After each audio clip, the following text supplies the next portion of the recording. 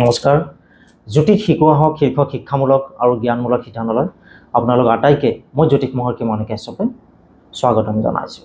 বৈদিক জ্যোতিষৰ দুটা মূল ভেটি, এই ভেটি সম্পৰ্কে আপোনালোকৰ আগত চমুকৈ অৱগত কৰাই দিম, চমুকৈ পৰিচয় কৰাই দিম। আপোনালোকে ওপৰৰ স্ক্ৰীণত লক্ষ্য কৰিব, ওপৰৰ স্ক্ৰীণত দিয়া আছে যে নৱগ্ৰহ। বৈদিক জ্যোতিষৰ মূল ভেটি হৈছে 9টা গ্ৰহ। এই 9টা গ্ৰহক আমি নৱগ্ৰহ বুলি কওঁ। নৱগ্ৰহৰ ওপৰত ভিত্তি কৰি বৈদিক জ্যোতিষৰ মূল ভেটি গঠিত হৈছে আৰু তাৰ লগত আছে ৰাশি চক্ৰৰ পৰিচয়। এই ৰাশি চক্ৰৰ যিটো এইটো যিটো ষ্টাইল হয় বা এইটো যি পদ্ধতি হয়, এইটো পদ্ধতিটো আমাৰ পূৰ্ব ভাৰতত বিশেষকৈ অসম আৰু বেংগল, যিটো অসম আৰু বংগত, পশ্চিমবংগত বিশেষকৈ এই পদ্ধতিটো ব্যৱহাৰ কৰা হয়। গতিকে এই দুইটা পদ্ধতি, এই দুইটা ভেটি সম্পৰ্কে চমুকৈ আপোনালোকৰ আগত পৰিচয় কৰাম। প্ৰথমে আমি আহিছোঁ ৰাশি চক্ৰলৈ। ৰাশি চক্ৰ যদি কওঁ যে ৰাশি চক্ৰত কি হয়, 12টা ৰাশি আছে। এই 12টা ৰাশি কেনেকৈ পোৱা গ'ল? আমি জানো যে এটা নৱমণ্ডলত এটা সম্পূৰ্ণ যদি এটা পৰিভ্ৰমণ কৰিব লগা হয়, তেতিয়াহ'লে তাত 360 ডিগ্ৰী থাকে। গতিকে 360 ডিগ্ৰীত আমি 12টা ৰাশিত ভাগ কৰা হৈছে। গতিকে 12টা ৰাশিত প্ৰতিটোতে 30 ডিগ্ৰীকৈ তেতিয়াহ'লে 12টা ৰাশি হ'ব। এতিয়া আহকচোন চাওঁ আমি এই 12টা ৰাশিনো কি।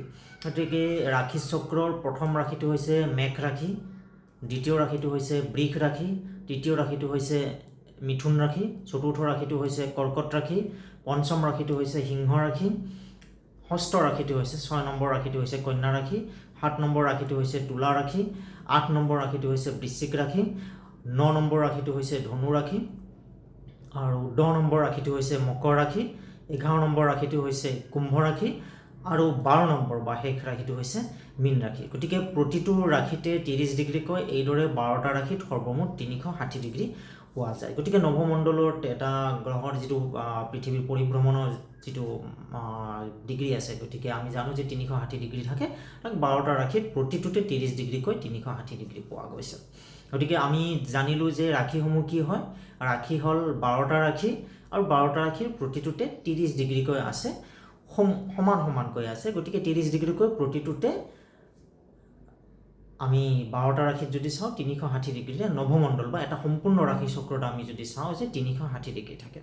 এতিয়া আমি আহিছোঁ নৱগ্ৰহলৈ। 9টা গ্ৰহ কিয় লোৱা হৈছে, তাতকৈ বেলেগ বেছি গ্ৰহ কিয় লোৱা হোৱা নাই, আৰু ইয়াৰো নিশ্চয়কৈ বিভিন্ন ধৰণৰ কাৰণ আছে। এই গোটেইসমূহ কাৰণ আমি ভৱিষ্যতৰ যিসমূহ পৰৱৰ্তী পৰ্যায়ত নিশ্চয়কৈ আপোনালোকৰ সন্মুখত বিস্তৰভাৱে মুকলি কৰিম। এতিয়া আমি চাওঁ যে নৱগ্ৰহনো কি কি আমাৰ 9টা গ্ৰহ। নৱগ্ৰহ হ'ল, প্ৰথম গ্ৰহ হ'ল ৰবি, দ্বিতীয় গ্ৰহ হ'ল চন্দ্ৰ, তৃতীয় গ্ৰহ মংগল, চতুৰ্থ গ্ৰহ বুধ, পঞ্চম গ্ৰহ হ'ল বৃহস্পতি, ষষ্ঠ গ্ৰহ হ'ল শুক্ৰ, সপ্তম গ্ৰহ হ'ল শনি। আমি জানো যে যি 7টা বাৰ আছে, সেই 7টা বাৰ লৈ পেলাই 1ৰ পৰা 7লৈকে এই 7টা গ্ৰহ আমি পাওঁ।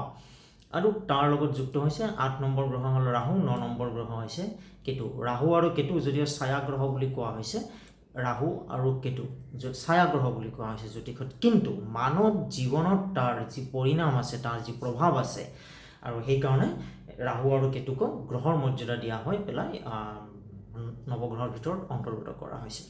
এতিয়া আমি পৰৱৰ্তী পৰ্যায়সমূহত চাম যে নৱগ্ৰহবিলাকৰ কাৰকতা কি আছে, আৰু ৰাশিসমূহৰ লগতে নৱগ্ৰহৰ সম্পৰ্ক কি, এই ৰাশিসমূহৰ স্থান কি আছে, এই গোটেইসমূহ বস্তু আমি পৰৱৰ্তী পৰ্যায়ত আপোনালোকৰ কাৰণে মুকলি কৰিম।